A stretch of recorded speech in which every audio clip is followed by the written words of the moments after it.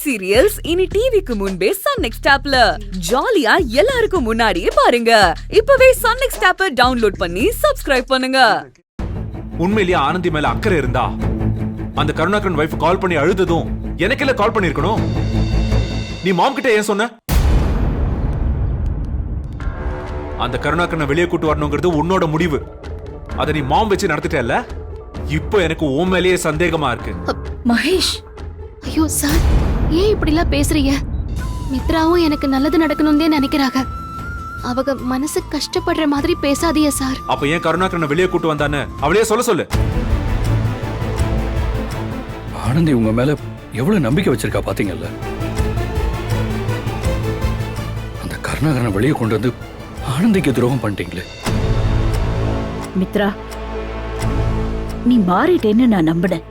இப்படி ஒரு காரியத்தை பண்ணி வச்சிருக்கியே, நீ இதை பண்ணிருக்க கூடாது மித்ரா. மேம், இவங்களுக்கு தான் புரியலனா நீங்களும் என்ன புரிஞ்சுக்காம பேசுறீங்களே. கருணாகரனை அரெஸ்ட் பண்ணது அவர் ஒய்ஃப் புஷ்பா மூலமா ஆன்ட்டிக்கு தெரிஞ்சா கண்டிப்பா மகேஷ் கிட்ட தான் ஆன்ட்டி கோவப்படுவாங்க. அங்கிள் வரைக்கும் அப்புறம் விஷயம் போகும்.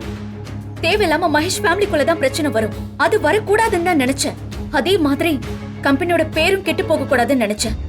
இது தப்பா? மத்தபடி ஆனந்திக்கு துரோகம் பண்ணணும்னு நான் நினைச்சு கூட பார்க்கல மேம். சார், மித்ராதே காரணத்தை சொல்றாங்கல்ல, அவங்க மேல கோவப்படாதீங்க சார். இல்ல ஆனந்தி, இவ பண்ணது பெரிய தப்பு. மித்ரா, கருணாகரனை வெளியே கூட்டு வந்துட்டா பிரச்சனை சால்வ் ஆயிடுச்சுன்னு நினைக்காத. நான் இதை இப்படியே விட்டுற மாட்டேன். இதுக்கு மேல ஹையர் ஆபீஷியல்ஸ் கிட்ட இந்த பிரச்சனையை கொண்டு போவேன். மகேஷ், நான் சொல்றத கேட்க முடியாது.